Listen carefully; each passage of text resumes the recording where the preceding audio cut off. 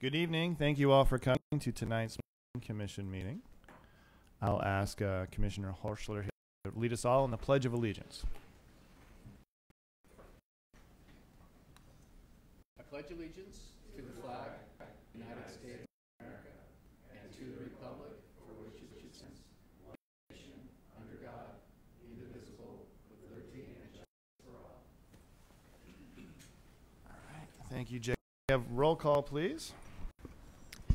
Baldino. Here. Vice Chair Newman. Present. Commissioner Heschler. I'm here.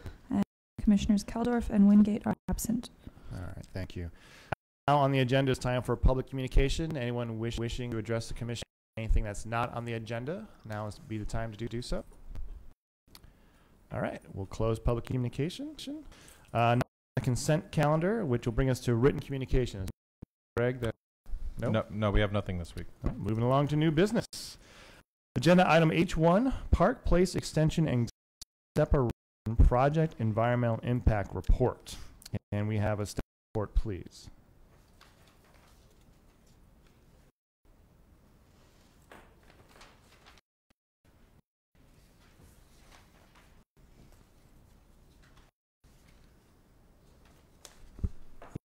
Chair Bono, fellow commissioners.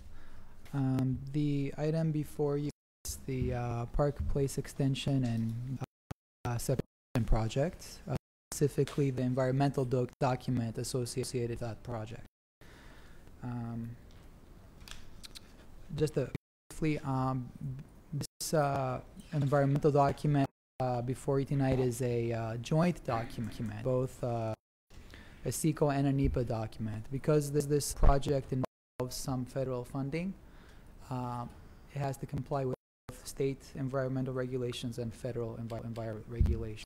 So the staff and our consultant team prepared a combined document, an environmental impact report and an environmental assessment, as it's called under NEPA. On CEQA, the city is the lead agency, and under NEPA, Caltrans, due to its agreement with the federal government, lead agency. So that's why we've prepared a final environmental impact report that's before you. But briefly, for the audience and those watching at home, want to mention the purpose of environmental review process is to disclose information publicly regarding potential environmental effects, to identify ways to minimize or avoid those potential environmental effects, and also to make the process more public, to other agencies, the public, and obviously decision makers, so that they can make more informed decisions.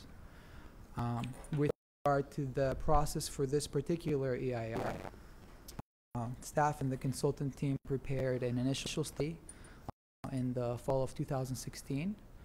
That was released to the public so that we could get comments from other agencies and the public at large.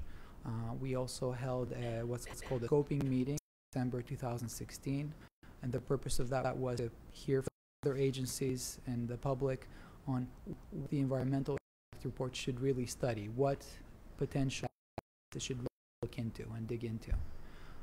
Following that public review, our consultant preparing technical studies and a draft environmental impact report and environmental assessment. That was prepared in the fall of 2018, just this last fall, and it was made available to the public for about 48 days. And there was a public hearing held under the NEPA rules to obtain impact at a specific location, similar to CEQA. During the review period, we received comments from the public and our agencies. And after the close of that period, our team took those comments into account, prepared responses, and now those comments and the responses to those comments are part of the final AR that are here before you. So I was just going to go into describing the project a bit for you. So Park Place today exists in two segments. On the west side, Park Place goes from Sepulveda or Pacific Coast Highway to the east and into Plaza Segundo. then it stops where the UPR tracks are located. Then it picks up roughly at the on the east side and continue on from there all the way to Douglas Street, where the Green Line station is. So this is intended to sort of fill that gap between those two segments, and by doing so, it will have a beneficial effect on traffic and congestion, particularly along Rosecrans and Sepulveda, or PCH. Going a little bit more into what the roadway itself will include as part of the project. It's approximately a quarter-mile long, and it have travel lanes, approximately 80-foot wide right-of-way. It will include a center median, and one of the travel lanes will be sort of a share lane that accommodates bicyclists, and it'll have sidewalk and landscaping on the sides. A big feature of this project is the grade separations. It intends to basically go under the train tracks that are on either side of the project area. And now I'll go into those alternatives that we considered in the study. So briefly, alternative 1 involves let's see if I can use my pointer here. It's a C, so I'll just use the, let me see if I can do this. Yeah, I just want to see if I can point to things on the screen here with this.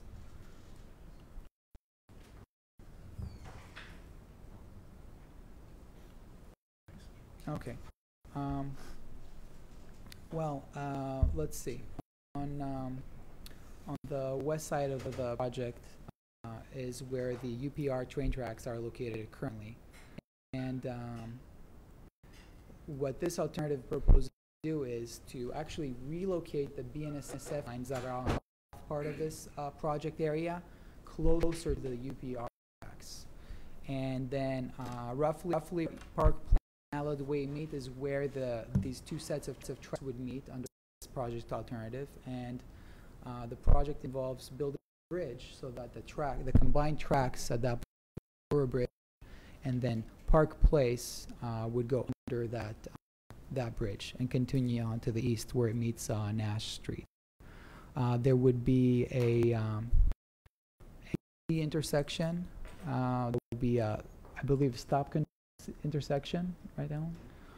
That location, and then at the very far east part of the project area, the Park Place would actually go through part of the parking lot of the ArcLight cinemas that are right on the street, and then it'll continue on and connect to Park Place.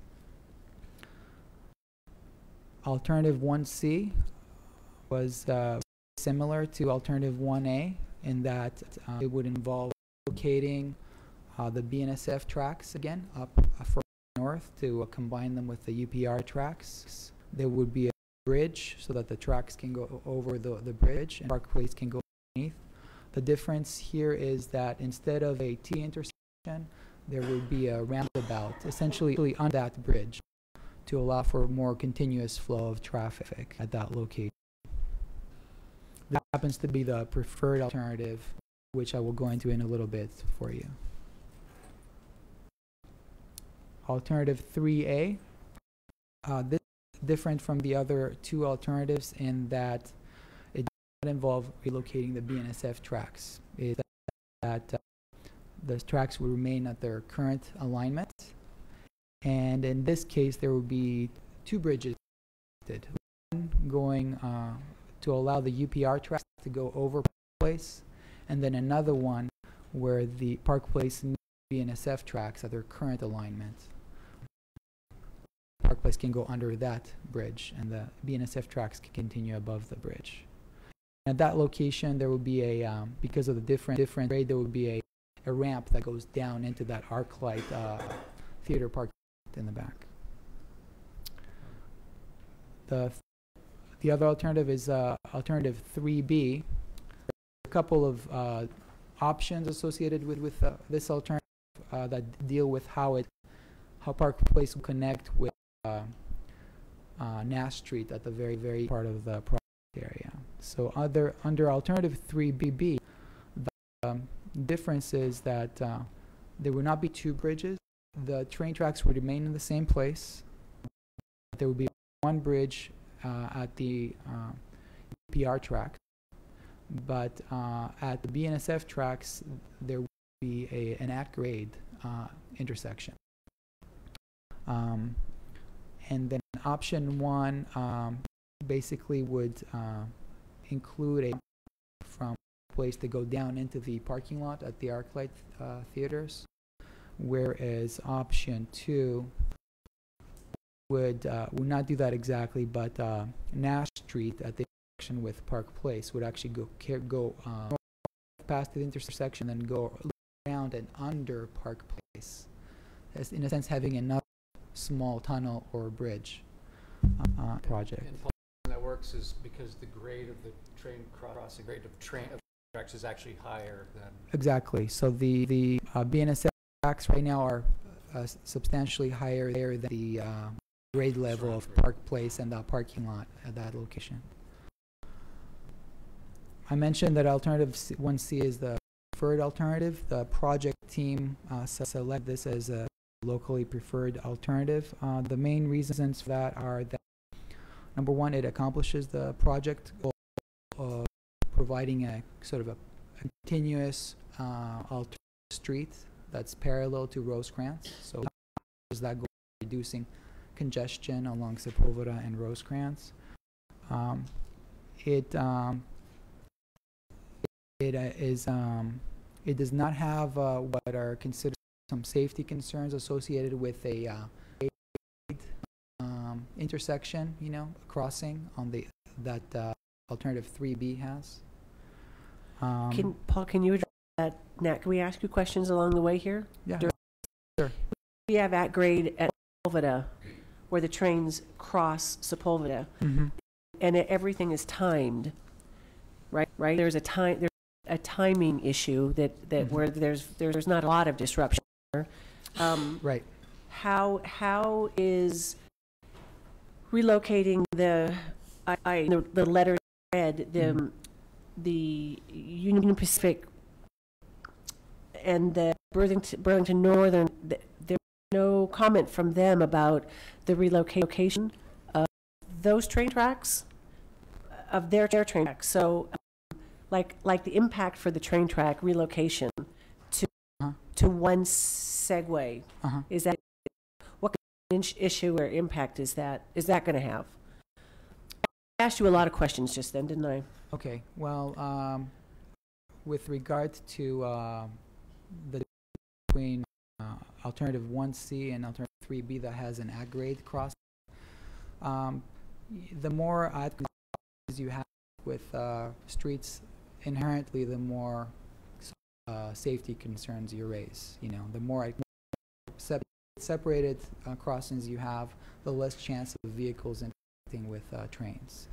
And in addition to that, the PUC, the Public Utilities Commission, has in their comments to the city specifically said they are not in favor of adding crossings. So for those reasons, 1C is considered safer than the alternative 3B.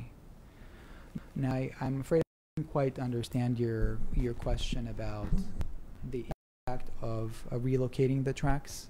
Of relocating the tracks, you have two incoming or outgoing. You had two separate that come into one.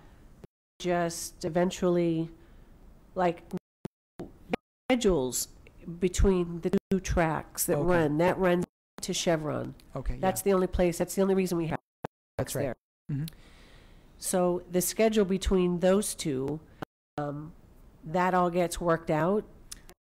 Change any different than what they have going right now? Well, there will be changes, but the same parties will manage the process. So Chevron, along with UPR and BNSF, will manage timing of deliveries and so forth. But those tracks do meet eventually. It just that in this case they'll meet a little bit earlier. Yeah. Yeah. On the other, on this, well, I guess it is already on the other side of Mhm. Sepulveda. Okay. And the other advantage to alternative 1C that is a little bit simpler in that you have to build one bridge, you know, as opposed to alternative 3A where you have to build 2 bridges. Less complicated in that sense and potentially less costly. And another potential benefits that is that it kind of opens some to potential future development, you know, on the south side tracks. And if in the future there was desire to extend, let's say, way south to Rosecrans, that would be an alternative that would be available if the city go in that direction. Whereas if the tracks remain in place, that would be a feasible alternative. So those Paul, are some who of the owns this reasons. land right now, this little between the two malls? Pardon me? Who owns that land between the two malls that the road's going through? There's a couple owners. Mar Ventures owns some of that land, and Honeywell owns another parcel there. Yeah. That is one of the reasons why the project team selected alternative 1C preferred alternative. I just want to go briefly into the conclusions of the impact report. The EIR concluded that there were no impacts that would be significant and unavoidable, meaning that they cannot be reduced to a level less than significant with mitigation measures. In most cases, the impacts were either no impacts or significant. That list there on the board kind of shows the areas where there would be no impact or less than significant impacts. Those impacts that could potentially be significant, but with incorporated mitigation, would be less than significant is a short list. And in most of these cases, these are temporary impacts during the construction period. So for instance, now construction, there may have to be kind of a reduction in maintenance along Park Place so that construction can take place. So it'll impact temporarily during construction. Or there may be some aesthetic or visual impacts during construction because there'll be construction going on, who will be able to get it. But there are some mitigation measures incorporated to address those impacts. So the document is before you so that you can provide it and make a recommendation to the City Council. We tentatively anticipate a meeting before the City Council on May 7th as the next step in the process. Shortly after that, Caltrans will approve the NEPA document for that purpose. And after that, the city will go into the actual detailed design of the street and then eventually to the construction. That concludes the presentation. I want to mention that we have here our team from Michael Baker, Alan, Jesse Vito, and Ryan Sheen, who are here to answer any questions you may have that are very technical. And we also have William Nascimento from NCM, who provided engineering and design services to the project team throughout this process. And that concludes our presentation. Thank you, Paul. So is this going to be the only roundabout we have in town? Or is there one? I can't think of one. Is that what you call the little circle drive? Is it a roundabout? I think it is the only one, right? The only one in the bay. Yeah. I'm trying to think. Torrance has some. Well, I'm just making stuff up, Greg. Burns has at least. There you go. Good man. I don't get down to the Torrance. Okay, so were there any other comments from anyone about this? I know we've been talking about this for years. Well, we did receive comments from the public.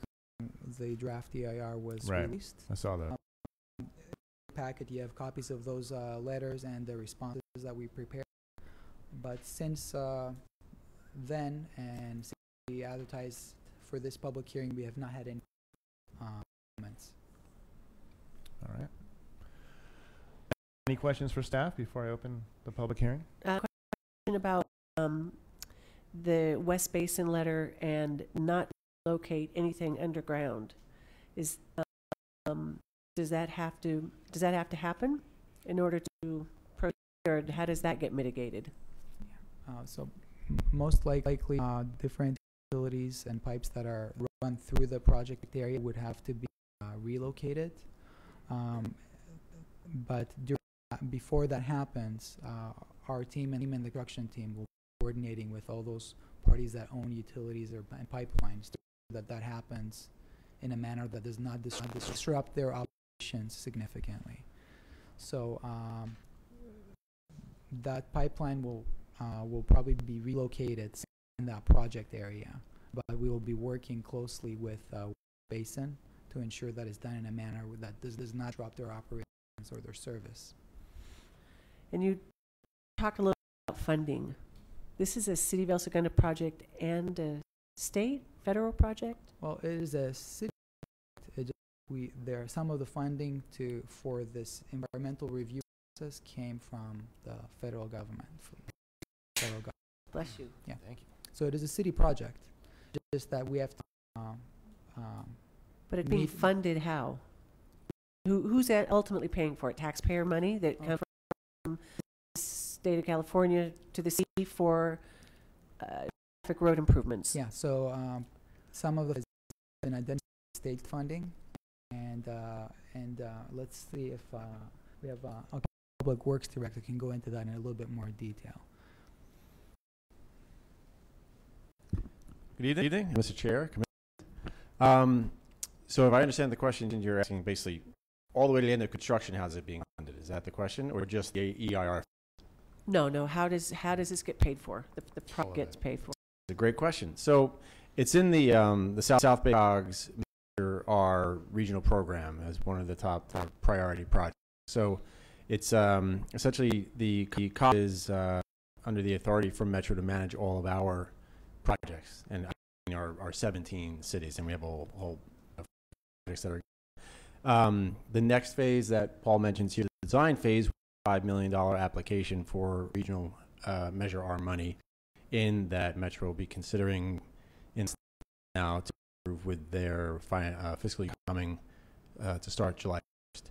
The overall, do we get the project constructed is kind of yet to be determined.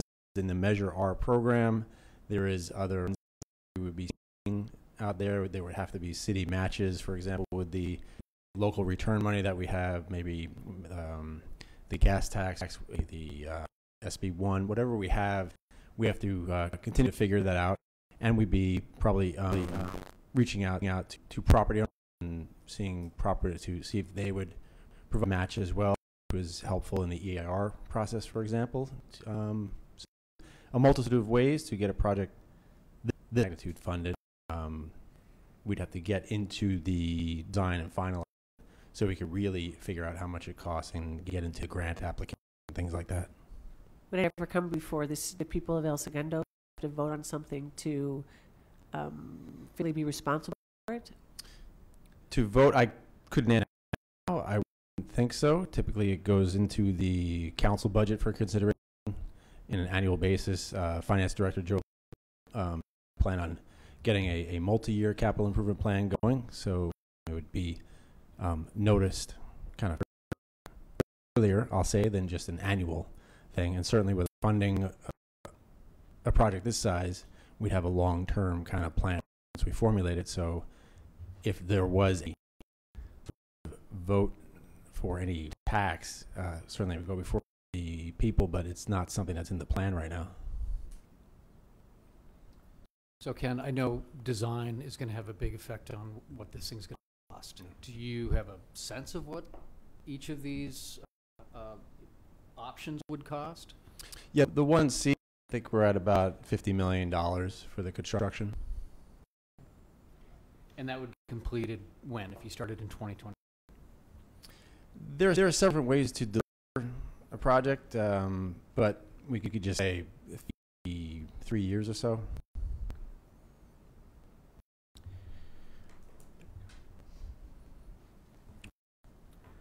I'll be in the back. Thanks, man. Thanks for coming.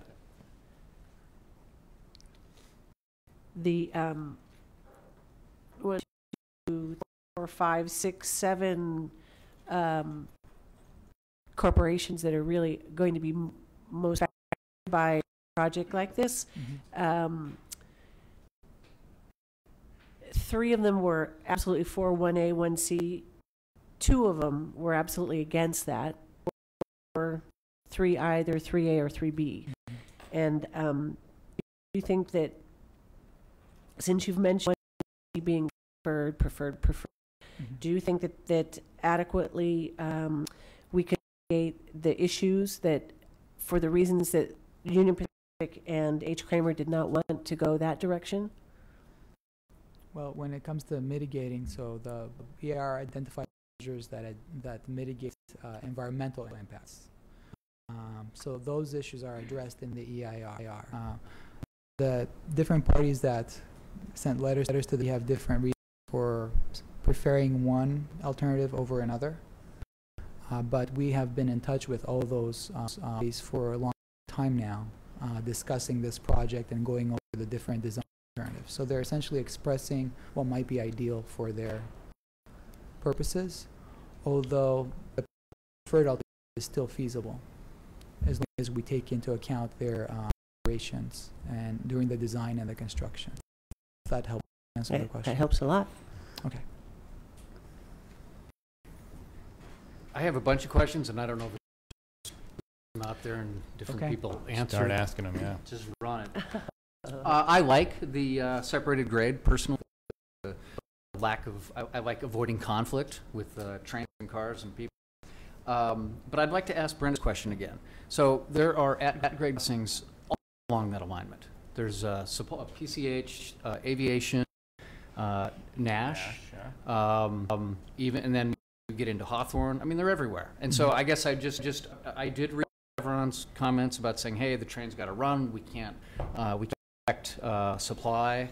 And so grade cross, we're not going to approve, or we're not for any grade crossings. But I wonder if there's such precedent for it already. What's the strong argument for spending? I guess as an at-grade crossing is a lot less than $15. Right. Part of the answer is that is for a long time. However, the PUC is an agency that has to approve any new streets and train tracks, and their course with us. They said they're not inclined to approve new at-grade crossings. Yeah, it would be very hard for them to approve something like that. So the agency that's responsible for approving a new at-grade crossing has told us that they are unlikely to do. And they're really the only entity that can have somewhat of a veto power over the process, correct? I mean, Chevron can say they don't like it, but we can still do. As far as an approving agency, yes. Right. Right. I mean, we make accommodations for everyone else, but if we need a road, we can build a road. Correct. Have you been in communique with them as well? Yes. Yeah. And are they hard and fast as to absolute as the other corporations have? And I realize this is different than a business, because it is a. Yeah. But are they as adamant about their answer? About No, the PUC, Public yes, yeah, Utilities Commission, yes. The PC is fairly is adamant about new at-grade crossings. If they don't approve it, we don't get a road. Right. You can't keep standing out. Thank you, Ken. It's got to be absolute. Either they yes or we don't get a road. Understood.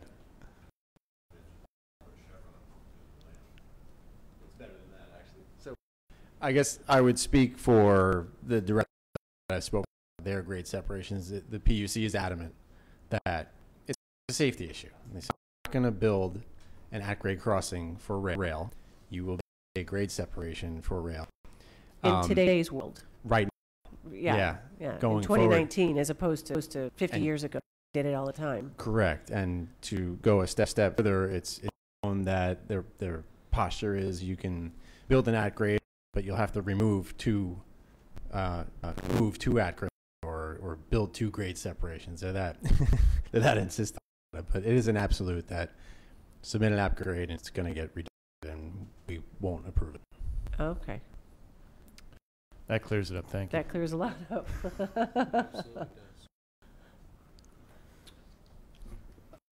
Is this a brownfield that needs to be remediated in any way? And is that part of the process here? That's part of the process. So there was a phase 1 initial site investigation performed that identified area, this project area, where there is existing and known contamination. And before the construction came in, during the design process, we'll be following phase where there'll be actual sampling in the project area to determine exactly where and to what extent the contamination exists. And then during construction, we will take actions to remove or address that issue, that existing contamination. So is that remediation in the right of way, or if the hope is to develop those other parcels, is it just sort of a widespread remediation that ease up that whole area for development? I'm fairly sure it's really in the areas that in the right of way, but I'm going to look over to our consultant to confirm in the right of way. Yeah. Yeah, it's all private, and so they would have to do that if they wanted. I'd like to talk about the roundabout a little bit. Are there cross sections of that? I didn't see them in the documents, but I know that all the street alignments are planned to have pedestrian sidewalk bike lanes. Thank you. But sidewalks are tricky. Pedestrian access is tricky in a roundabout, and so I'm thinking about if you're at over in one of those buildings by the theater and you want to walk to Whole Foods, getting a roundabout is a complicated thing. So I wondered, is that you just solve that in the design process, or is that something that is kind of in the plans right now? Yeah. We Can do I another ask? bridge. That's right. Be able More to bridges. help answer that? Yeah.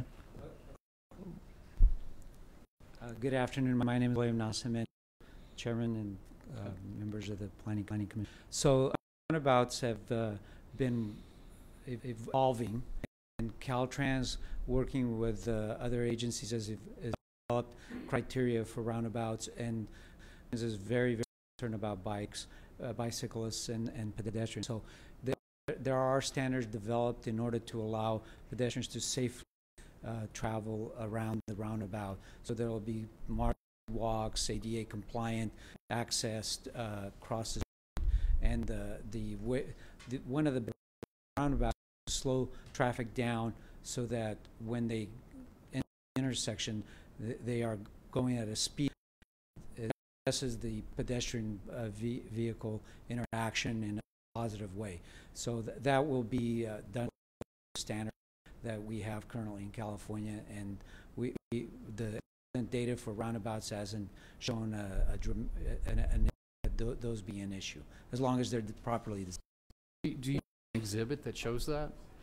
We don't hear specific, but we have done the alternative 1C. We've done outs for the round, and we could provide that at some point in time. Yeah, because have any of you tried to walk around a roundabout, trying to go straight? You got to cross at least one thing.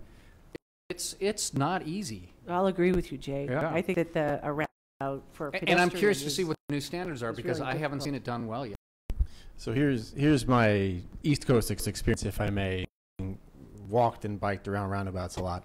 And in all seriousness, back in 2004 when I was overseeing design and a roundabout, studies ever since when I first have proven that roundabouts are safer than standard signalized intersections. Part of it is for pedestrians. for all roundabout vehicles, pedestrians, and bikes, because as William said, the interaction has to happen.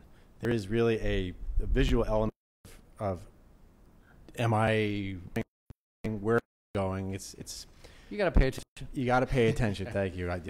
It's a study out in Europe. There was one that signed at all at a roundabout, and there weren't any accidents at all. It's a human interaction thing, but it is traffic density. It does take folks a few trips to get used to what the driving pattern is. But when I've found it's very clearly marked crosswalks, and bikes can travel with it. It feels like it would be chaotic, but it actually works really well, and these have proven that as well. So I guess what I like to do is pretend you're a mother with a son, and not on a bike, you're just walking, and or a guy with a son. That's fun. But so what Really, I've seen, Jay? some of the solutions I've seen is they take, you've got the circle. I wish I had anybody here. You've got the traffic circle, and then you've got these spurs that come out, and they were having the pedestrian, the sidewalk followed the curb, and in order to cross the spur, you actually had to travel down, I don't know, 15 yards or something till the car no longer was in the turning mode. It was going straight. So the pedestrian had to go way down, cross, come back, follow the curve, go way down. It was a janky alignment. And so I don't know if that's the new standard, but I just want to kind of caution everybody that I have seen a simple solution for roundabouts for pedestrians. Cars aren't supposed to stop, right? You That's slow correct. down, That but is there's no correct. stoplight where you wait and crosses. You're just kind of. Even bright lights in the crosswalk, we know from around here, it's more difficult to see, certainly during the daytime, that you'd have to really see it from far away in order to cross. They're Yeah. great. They're great in cars. I love driving and getting it around. You can really kind of, it's very, they have a large one in Long Beach that on my way to golfing, it's kind of fun. So I guess They're- I'm not they're very opposed to nice. this. I Yeah. just want to be cautious that is thought through, because the whole intention here, we're trying to develop traffic.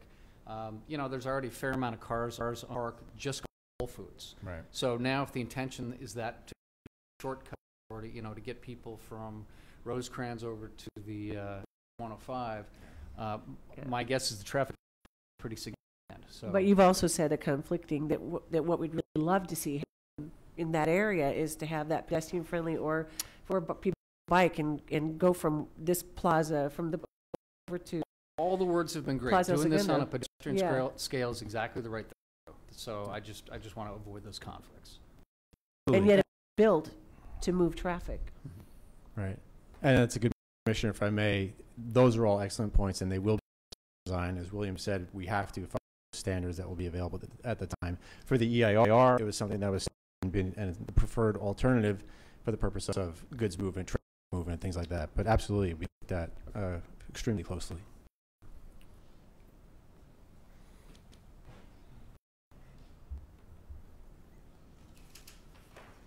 I think that's what I got. So the land and acquisition all worked out with the private parties. Taking the what happens to the movie theater parking lot? There's a question for you. So during the design phase, the city will interact with the property owners and will figure out how to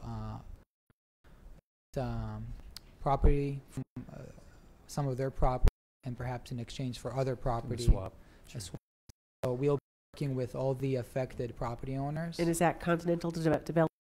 That's one of the property owners in this case, yes. Uh-huh. With all the property owners involved during the design phase, and we have them. They're aware of the impacts to their property now, because to them. And at some point, either the city or private parties will obtain property and conduct swaps, so there is a right way available for the city to go through, and then property owners are properly compensated. Your discussions with them so far have been promising.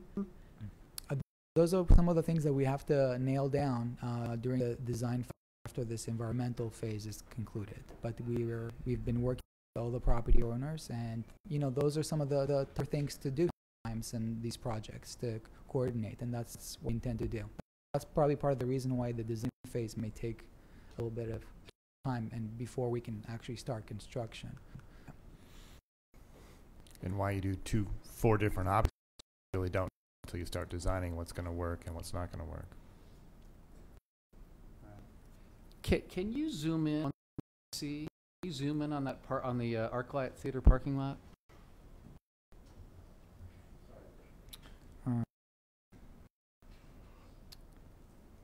Forgive me, I'm just gonna have to take a moment to see if I can do that.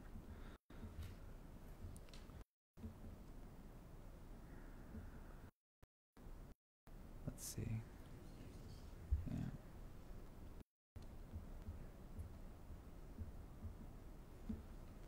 And let's see if that.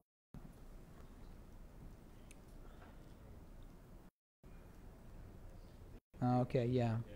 Okay, let me do that again, yeah.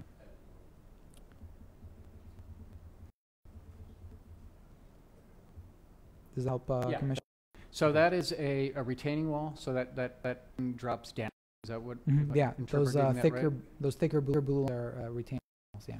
So is that, all that parking goes away? Are we taking that parking from ArcLight and they need to- Whatever is covered by the project itself, Right. yes, although there'll be access to the remaining parking spaces in that lot, yeah. And what's happening up in that north, that early queue? On the north side of the parking lot, and Right. that'll be accessible from Nash Street. So Nash Street will just pass the section, and then it'll still be accessible to And that's a signal? That would be a signal at that, at Nash Street and Park Place. I don't believe it's a signal. Or a Yeah, it's a stop sign? Yeah. Okay. Yeah, I just wasn't sure what that little queue north, I guess that's just access. In case Nash ever continues straight? Is that Right, the intention yes, there? yeah. Okay. All right. Thanks. And another quick question, Paul, while you're looking at the particular map. Should this get started underway 2022, did you say? Uh-huh. 3 years later, 2025. It's done. Where are we with reference to Allied Way? Where is that in the scheme of continuing? Does this already connect to Allied Way? This is, you know what I'm saying, Ryan? Is it already? Yeah. Used. Parks. Used. I think No, Park Place, this one right here. Does this connect? Yeah. This Park would Place. then be this connection? if you drove in here now, you could drive around here. So this is, right. All right, so this is already connected, thanks. Yeah. All right, Actually, showing some just improvements there Yeah. redo it. I'm sorry, go ahead. If were you no, So if you were coming to Sepulveda or PCH onto Park Place, like you're heading into Whole Foods, everybody does, and you say, okay, now I want to go to Grill, which is on the other side, the back side. So right now, you take Park Place and you wind around and you turn into the east side of the shopping center. Yes. In this scenario, you'd have to drop down around the roundabout and Mhm. come back onto Allied Way. Right? That's right. So I don't think that's a big deal. I just wanted to point out that that is now what you have to do. Yeah. And can I ask a geeky question? What are the numbers, the 18, 19, 20, 21 long in the drawing? William, can you help me with that? They're station, the reference points for design and construction of the project. So they mean every 100 feet. Okay, gotcha. So Okay. that's what it represents. Thanks. I was Just a reference, you can decide to start in or 20. thank you. Any other questions for staff? I think I'm okay now. We'll open up for public communication. Anyone wishing to address the commission on this item, now is your time to do so. All right. Not on a podium. We'll close public communication. And all for the come from the dais. Any additional comments on this one? I mean, our job here is really to adopt and certify the environmental impact report, not any effects outside of construction, which is very common. And as far as the design, I think it's going to be a kind of a moving target as they get into it and start negotiating with property owners. I, for one, I'm excited to see this happen. This has been talked for years. I think as long as I've been up here, we're talking about Yep. trying to improve traffic outside of town. And it'd be great to see that kind of no man's land developed and used. And that road could probably help that quite a bit. But based on what I've read in the environmental impact report and comments, I don't see any reason why I wouldn't adopt and certify this for approval. Yeah, I think so too. It's kind of interesting to sit on the planning commission after all this time and then decide to sort of see these really massive projects that were just, oh yeah, that's really going to happen. Right. Well, it really might just happen. That's and a very important, I think, because traffic is what it is. We all know this is really going to make it a lot more user-friendly, that whole entire area. And I think that the majority of the property owners in that area are going to benefit from traffic flow. I can imagine that being an issue. No, I'm for it. I'm sure that the letters that we read, the communication with the city was, you were doing everything, bless you. We're doing everything you can to mitigate whatever their concerns were, and we're not having to make decisions about which way to go, because that's, as you say, it's all going to be developed as the program along. But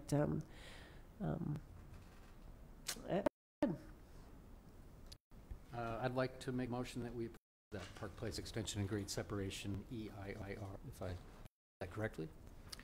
So if I may, we're recommend that the city council. We recommend the city approve and council certify approve and the, certify the environmental impact report. Yeah. So you're making That's what I a, meant. yeah, to recommend approval to city council. I'll go ahead and second. All in favor? Aye. Aye. All right, 3-0. Thank you, everyone.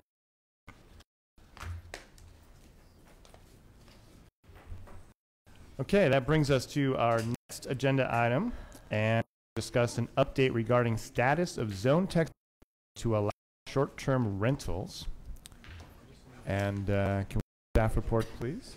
Yeah, good evening, Mr. Chair, Commission. So I'm going to give a quick staff report, and Greg or I might want to chime in on this. But the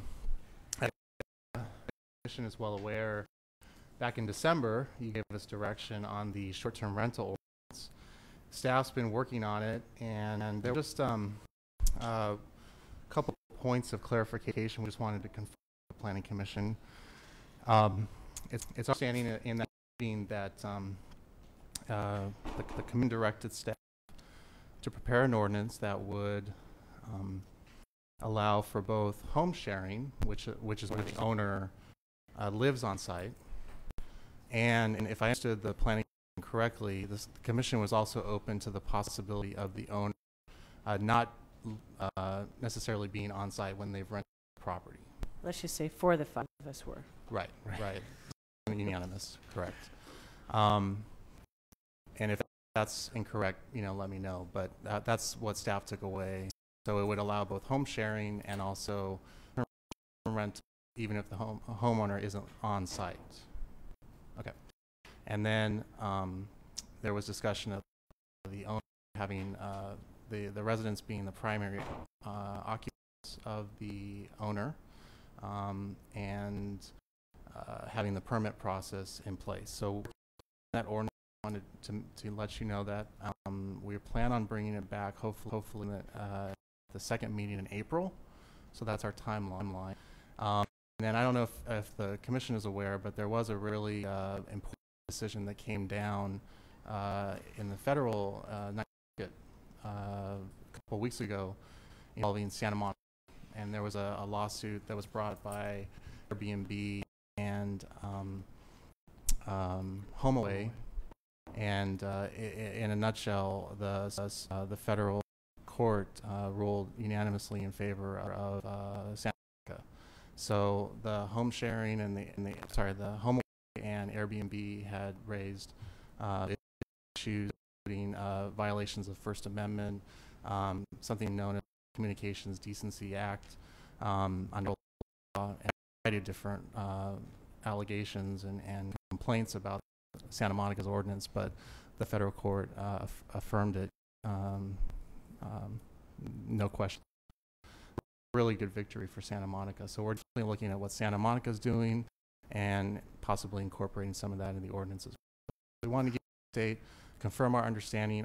When I left the meeting, I was unclear about the commission's direction as far as allowing short-term rentals if the wasn't there. So I wanted to check in with you on that, because I definitely want to bring back that's going to comport with your direction. So, But didn't you make it very clear that it needs to be the most difficult, onerous sort of? Right.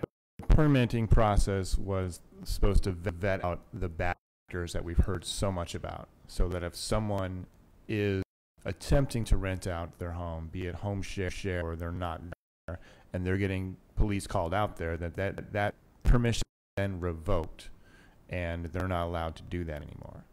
So we were trying to allow people who were doing this and disturbing police, and also trying to regulate it so that we don't have a bunch of de facto hotels throughout our residential neighborhoods, which I think is really it's a characteristic of this town. yeah. And you combine that with the ADUs, we're allowing you're looking at dramatically changing what this city is. Mm-hmm.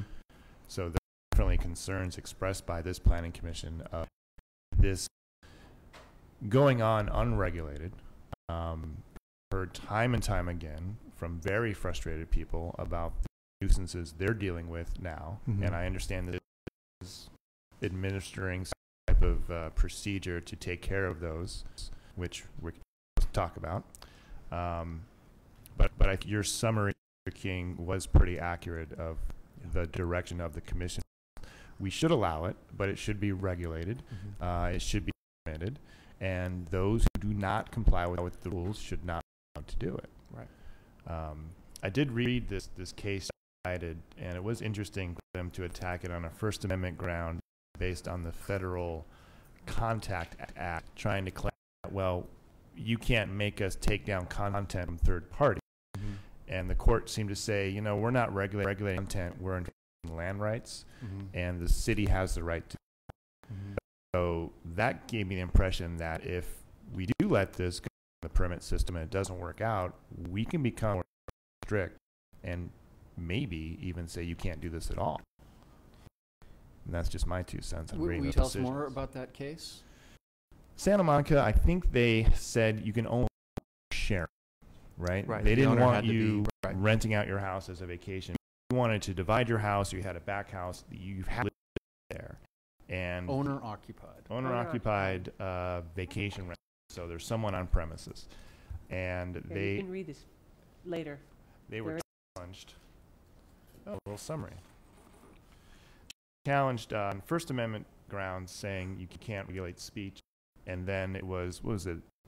Something in Content Decency Act, which is a federal, Communications Decency Act. which yeah. is really supposed to protect your internet providers from being sued for something hosted by someone else, right? I'm just the just the pipes pipeline. providing the information. I'm not the guy creating the content. You can't hold me responsible for what this guy does.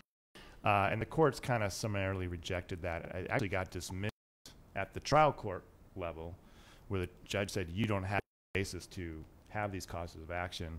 But what they didn't get to, didn't dive into, are the state causes of action, because it was at a federal court, and the federal court said we're not going to state court issue. We don't have jurisdiction, and since we dismissed the federal claims, we don't have to get into it.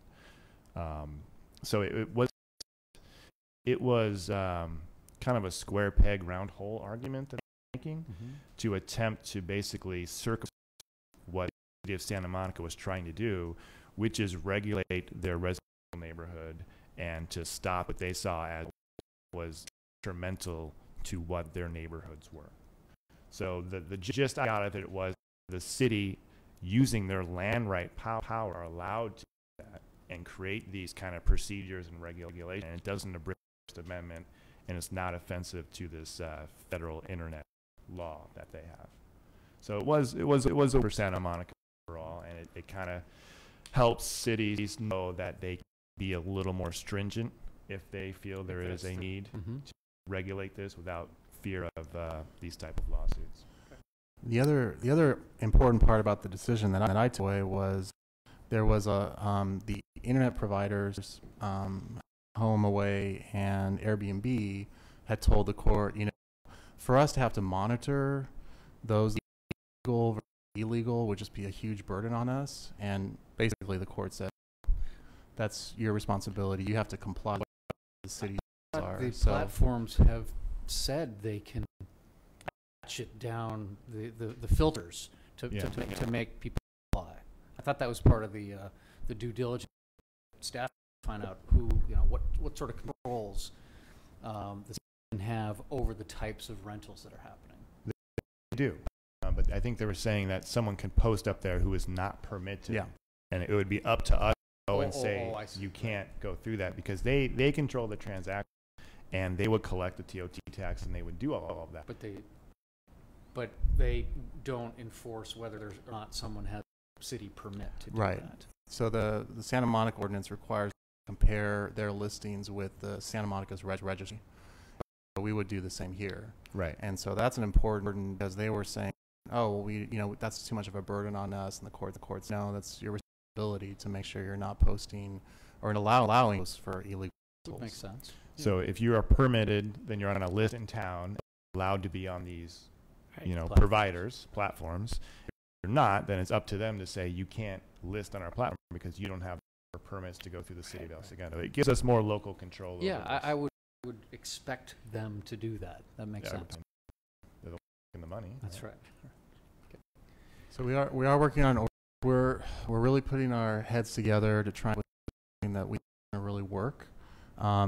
You mentioned, taking a away if someone was a bad actor. Right.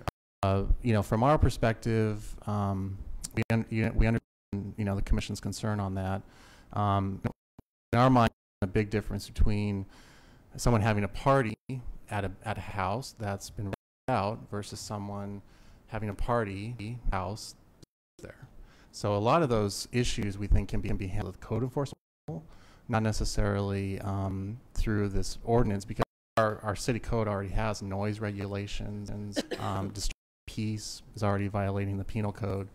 So we're working through that, trying to sort through it to find really what's going to comport with your direction, and at the same time something that we think can really be workable on a go-forward basis. So we're looking forward to bringing that to you. Are you concerned about some due process argument about revoking a permit for? I think what we're concerned about is the land use issue that you raised, and that was mentioned in the Santa Monica case. We want to make sure that to allow people to have a property right, that the city then take that away with on notice that can be taken away. So we have something in mind. We're going to continue it, bring it back to you, and we think it'll the commission's concerns. Yeah, I think to be safe, you spell it out when they apply for a permit.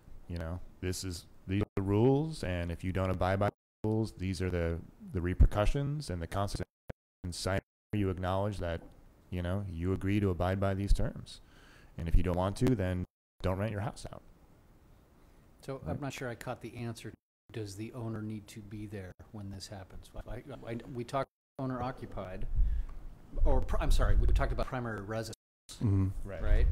And so if I go away for a long weekend and I want to do an Airbnb, am I violating if I'm there? No. Okay. We allow both home sharing Right. and additional.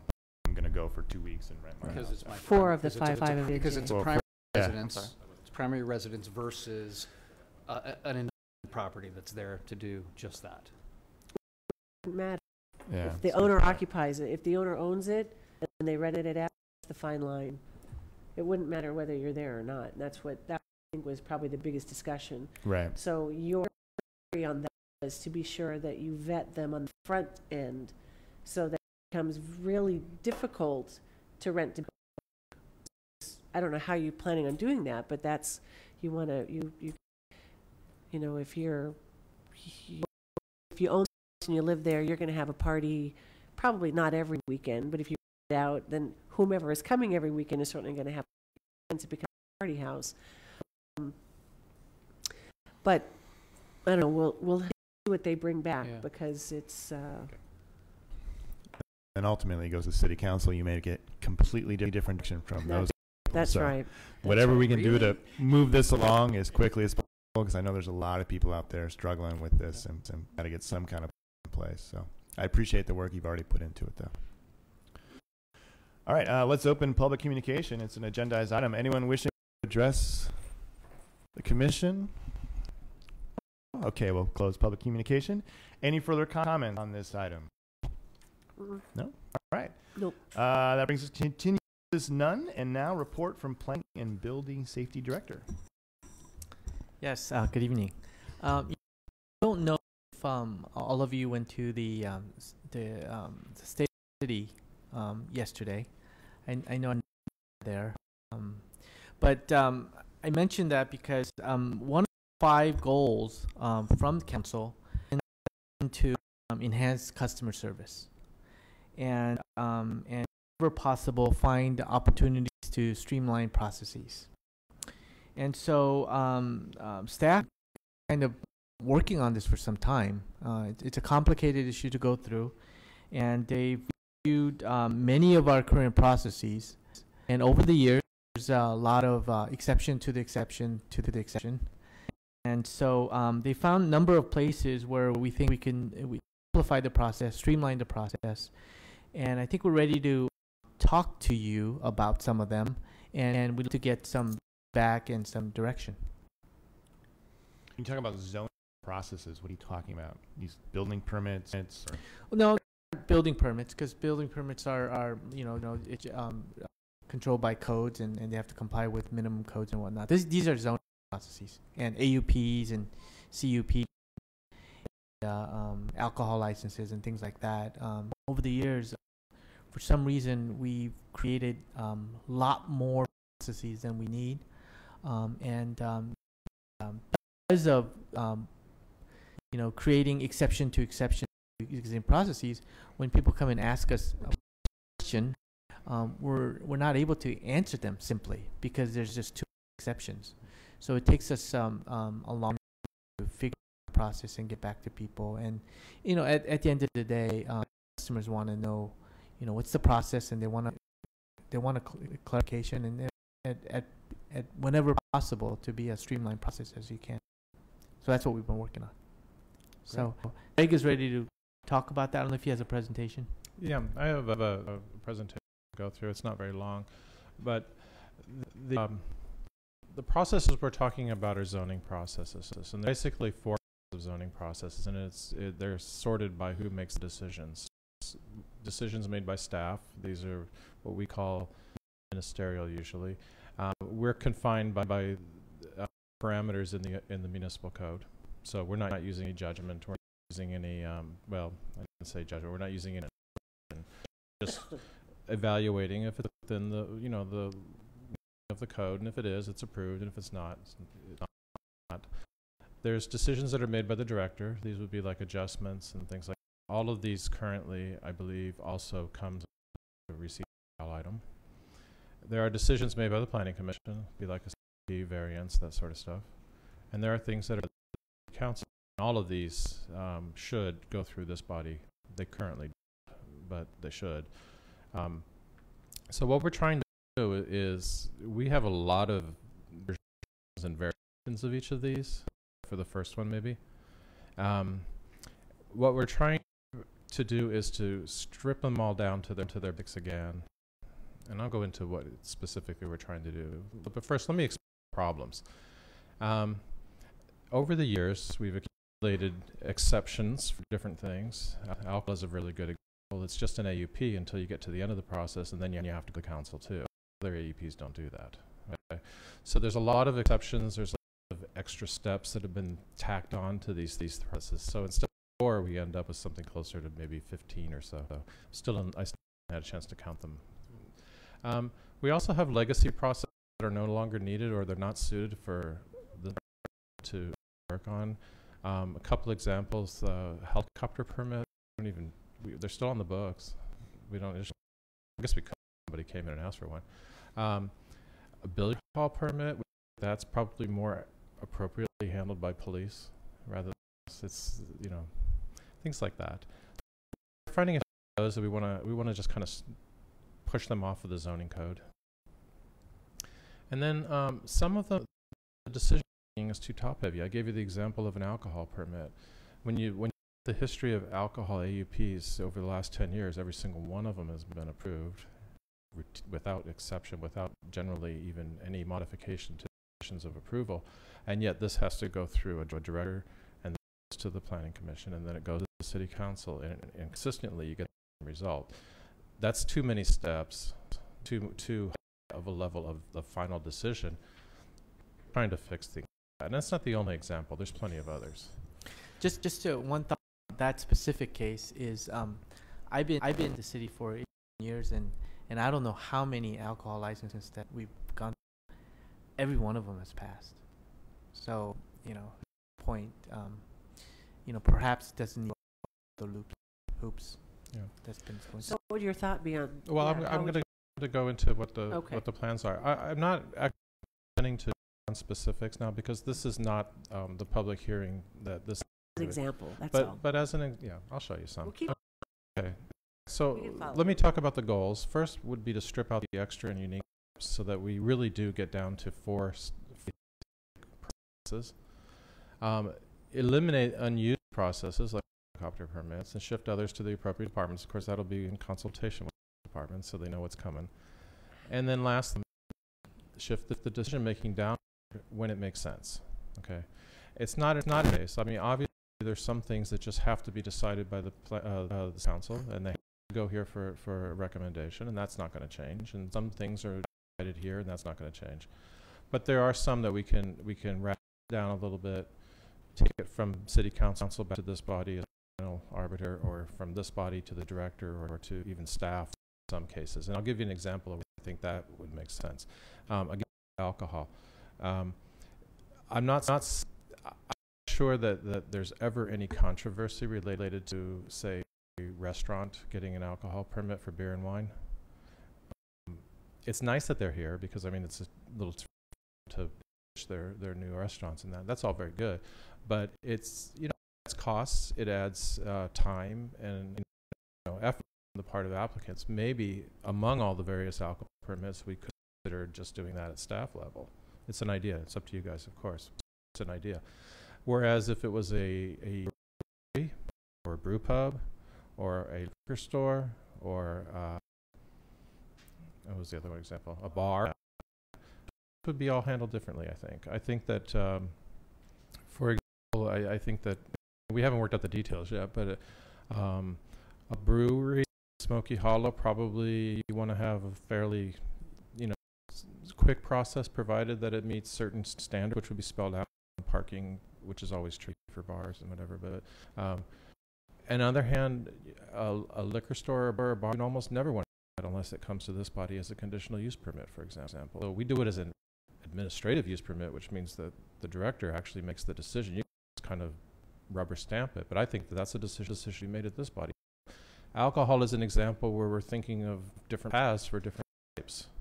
Okay, maybe 3, maybe 2, or between you and the council, it may be 1, but whatever. It's got to be a faster, less risky, and less uncertain path. That's the thought. So I've thought of 5 reasons for doing this. One is time to admission. That's a big factor for applicants. Number 2 is it reduces uncertainty, because if you're looking to do an alcohol permit, for example, and this is not just alcohol, but it's everything.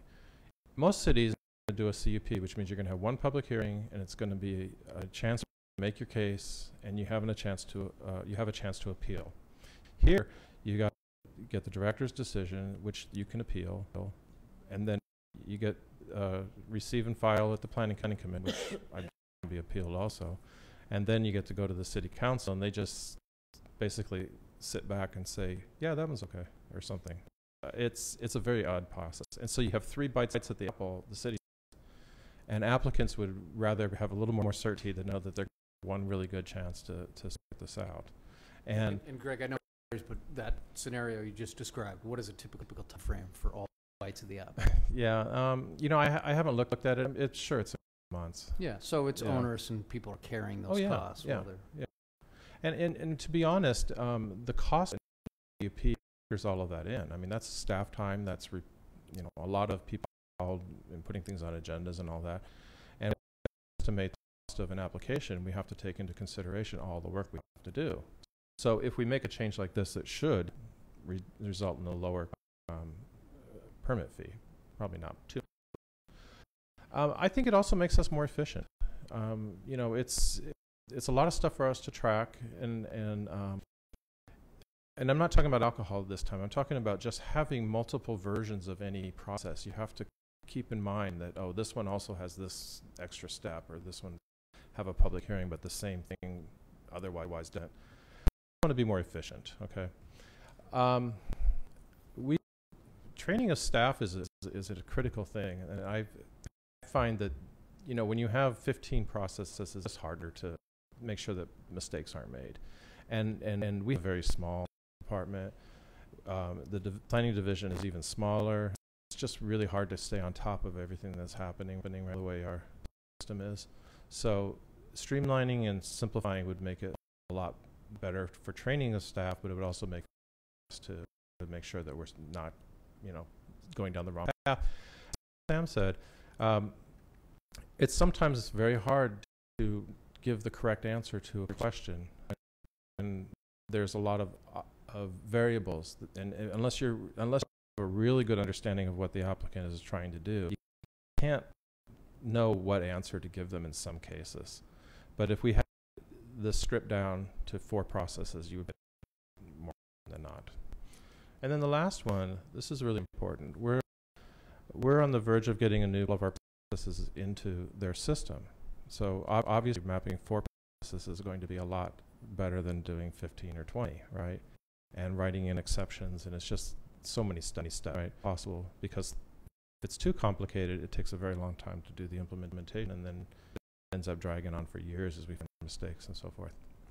Okay, just show you some examples. The details don't matter here very much, so you don't worry about reading it. But this is a typical process. So it starts at the top, staff prepares the document, then depending on what kind of an adjustment, it's going to be hearing, the director is going to make a decision. And then it comes an approval letter, and then at that point there's an opportunity to appeal. Then there's a decision, becomes effective in 10 days, and then it goes to the Planning Commission for receive and file. I think there's another opportunity to appeal there. That's the process. It's not that complicated, but this is the proposed one. We just eliminate some of the extra steps. All adjustments will follow the same path. The appeal becomes explicitly after the Planning Commission accepts the proposal. That shortens time frame. So this is just an example. It's not a great deal of simplification, but it's a very significant simplification. Okay. Let me show you one more. This is the alcohol process, and it's not. I've stripped out a lot of the but this is the path. Yellow is the Planning Commission. Blue at them is the City Council. The gold color above is the director, so you can see the 3 levels of approval that are needed, and we're proposing to take. So it stops with the Planning Commission, and it's appealed. And then, as I mentioned, in some cases, we may just want to use this process, staff approval, right? That's a stream there. So, so just to reiterate, goals here are to strip out the extra steps wherever, to eliminate unused processes. There aren't that many, but there's 6 or 7 of them that we can get rid of, and shift the decision making when it's appropriate. Okay, so I wanted to lay that out and let you know what's coming. It'll be, sorry, I forgot the exact meeting we're scheduling it for, but it's soon. And it's going to be a very large ordinance because it touches every part of the chapters in zoning pretty much. But I thought it would be helpful for you to have a sort of a high view of what the intent is and what we're proposing, rather than being presented with basically all of the details at once. It's a great idea. You know, anything we can do to help make things simpler is going to benefit not only staff but the applicant. So I think everybody wins in this case. Yeah. So on the topic of stripping out extra steps, if variance and you give it to them, does that then become precedent for other people asking that same variance, or do people have to go back every time and get it if it's the same situation? Yes, they have to come back every time and do it, because variances are special just that way. Yeah. Yeah, there's application, and it's a lot of the ones that would come to this body. They sort of the land, or they run with the circumstances, and they don't create a precedent that is applied elsewhere. And there's, as Grant mentioned, there's certain ones that are in state law that we can't change. So a variance is that has to be approved by either the planning commission or the council. But by definition, a variance is a specific isolated incident where that set of facts. So just because your neighbor got to do it doesn't necessarily mean you're to it. You'd go through the same process, same public hearing, same fact inquiry, and then we take it case by case. But so there's really not a precedent on anything we do here. Well, yeah, that's true, but the stuff that you recommend to the city council, it's not precedent, but it's wide range changes. So general plan amendments and zone changes and text amendments that say broadly. If that happens a bunch of times, and you sort of say, wait, this is a trend's happening. Change the code. Exactly. Right. And then, you know, in a more abstract way, there's no precedent for getting all the alcohol permits that come through, but after a time, you kind of just expect it. And then it's somewhat of an obligation to fix, you know, streamline that if it's still onerous and still all getting approved. So this document that you have coming, what was that one before? Mm-hmm. You showed that one? Yeah. The version. You're going to give us examples of if it comes across the counter, if the applicant comes in is X, Y, or Z, then it can go just for a director's determination. Is that what we have to? Is that what you're going to formulate? Yeah. Those examples can be that. Examples would be this. Yeah. Basically, we're going to print to you a matrix, and it's going to show you all of the applications that we have, and there's a lot of them, and what process they currently go through, with the footnotes explaining the extra bits and stuff. Right. And then what we're proposing, and what we're proposing, you can just lay out in front of you pieces of paper and have the process. Right. And you'll understand. It falls under this. This is how we want to handle it. And alcohol is the only one that I can think of offhand that is going to have more than one process, whereas it has one now. But it has one all process. We just want to have 2 or 3 straightforward processes. The others will be as straightforward as possible, and sounds great. Yeah, it does. Great. Thanks, Greg. Okay, upcoming items and stuff. We didn't get one this week, and that brings us to agenda item N, planning comments. Just to pick what talked about yesterday, the state of the city, and very informative, very well attended, and it was a real pleasure to see everybody there. Did you say you did get the? No, there wasn't one. Oh, I made one. I'll email it to you. Okay, that'd be great. Yeah. What? The upcoming agenda. Normally he says like a look ahead this month. Right. We're I didn't want either. Yeah, I didn't see it. Those environmental impact reports. I probably failed to inform Venus of it, so sorry about that. Jay? Yeah. So a couple weeks ago, I attended a Professional Trail Builders Association conference in Grand Junction, Colorado, which is kind of a nice place to hang out. But I attended a workshop that was led by a woman who is from the National Highway Association. No, Federal Highway Administration. That's what it is. FHWA, Federal Highway Administration. Anyway, she spent an hour and a half talking about sources of funding for. She was there for trail building in public alignments or in public spaces, but she spent time talking about funding available for bike paths, for safety mitigation, for getting kids to school, and they've money aside every time they do a highway project. And so maybe you guys are totally on that. Maybe I'm not sure who does grant writing for the city. She made it very clear that there's money out there to be had that are doing pedestrian and cycling programs. So I just kind of wanted to throw that out there, and I send somebody some information that I got. I would think Ken would be the person to send that to. Where did he go? I know, right? Yeah, I would think Ken would be as well. So I'll shoot him a note. Okay. All right, thank you, everyone. Great discussion today. We're adjourned. Our next scheduled meeting is April 11th at 5:30 in these chambers. Thank you.